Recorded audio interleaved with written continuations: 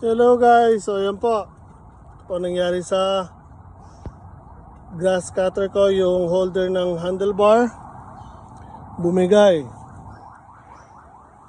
Yan po, dahil po yan sa torture na ginawa ko sa pagtatabas. So yan guys, kung makikita nyo, kapraso na lang po natitira. 7 days dapat tapos dahil tanghali pa lang 1:44. Praso na lang. So ito, less than 1 hour matatapos ko na dapat yan kung hindi bumigay itong holder ng handlebar. And pwede ko na sanang isunod doon.